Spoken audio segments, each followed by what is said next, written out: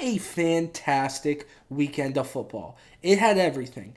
Hat tricks, upsets, controversial decisions.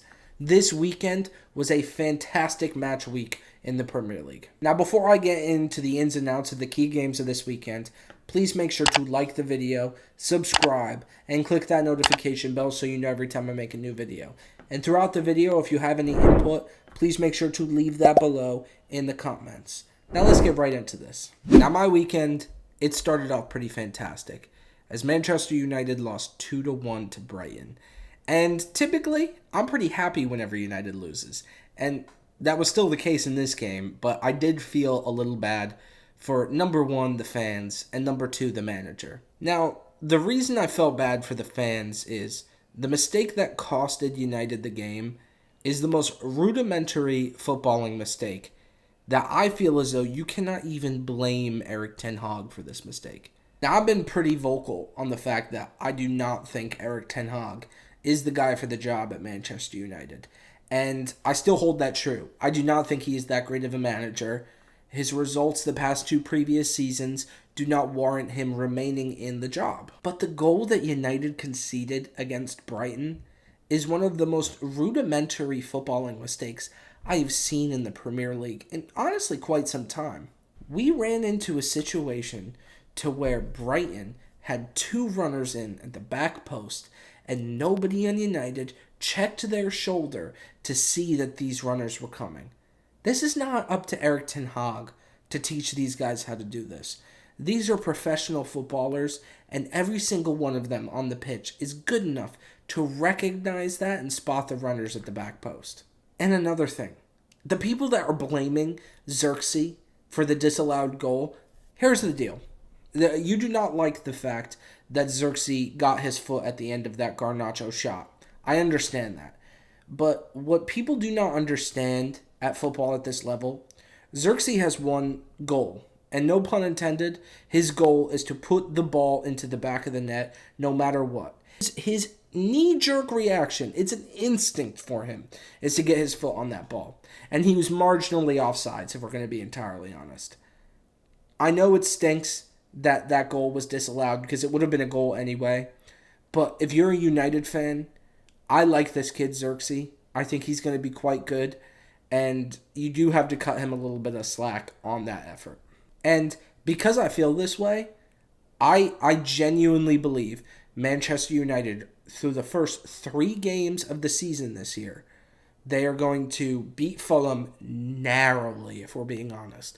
I thought United looked good in that game, and they were definitely the better team, but they narrowly beat Fulham. And then on top of that, they lose to Brighton, and there's a chance that they lose to Liverpool at home. If they lose to Liverpool at home next weekend, Ten Hag will be sacked by Christmas, and I think it will be before Christmas. But he is not the right guy for the job. If he does get sacked, bold prediction, Ruud van Nistelrooy will be the next Manchester United manager. That's just how I feel. Going into the next game, we had Manchester City beating Ipswich 4-1. And if I'm being entirely honest, Erling Haaland is on performance-enhancing drugs. And I'll be one to say that if he is not on PEDs, I throw my hands up and I say God bless him. But at a certain point with this guy, when are we just going to test him? Because the numbers that Haaland has been putting up for going into his 3rd season, he has scored 4 goals through 2 games. Are we kidding?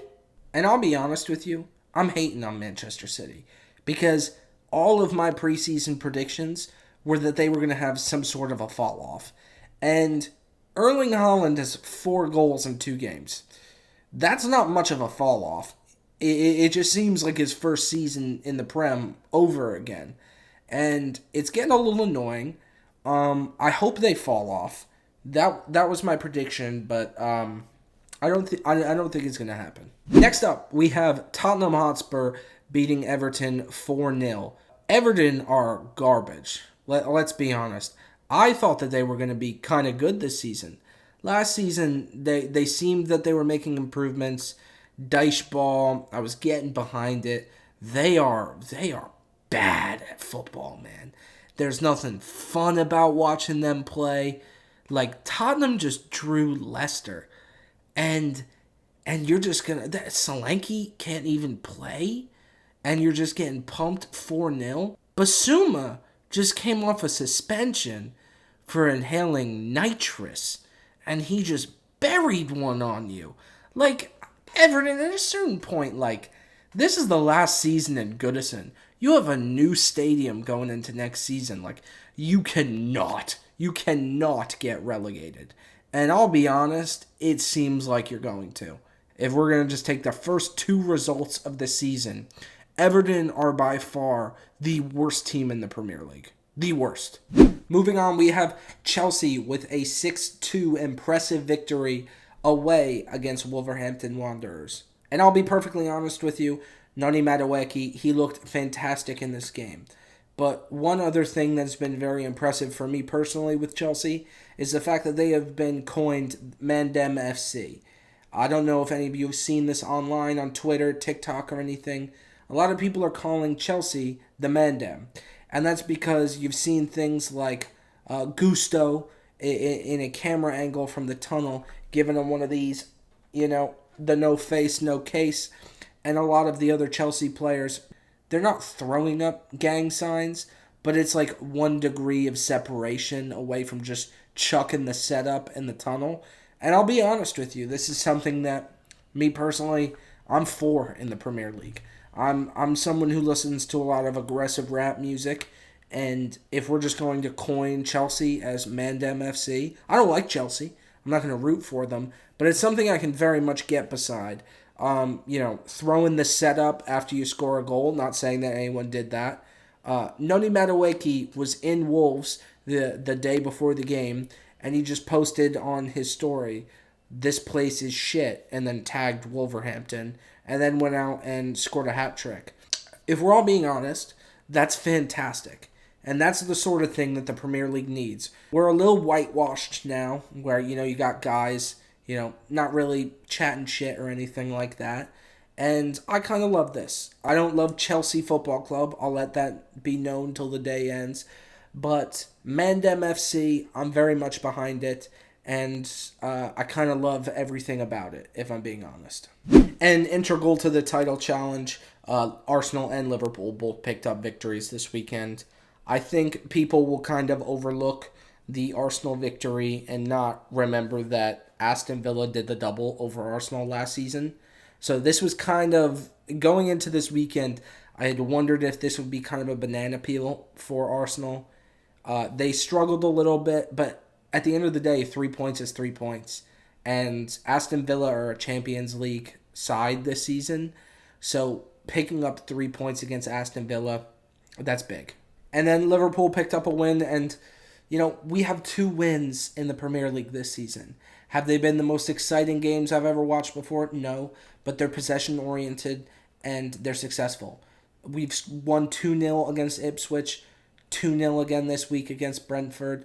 They're games we should win, and we won them comfortably. So, at the end of the day, I do think slot ball is a little bit less entertaining than Klopp's, but also, too, we're picking up the results that we need to, and that's all that matters. But please, if you enjoyed this video, please make sure to like, comment, subscribe, click that little notification bell so you know every time I make a new video. I appreciate all you guys so much for supporting the channel. I'm currently on the way to 1,000 subscribers, so all your support really matters to me, and thank you so much. I will see you on the next video. Peace.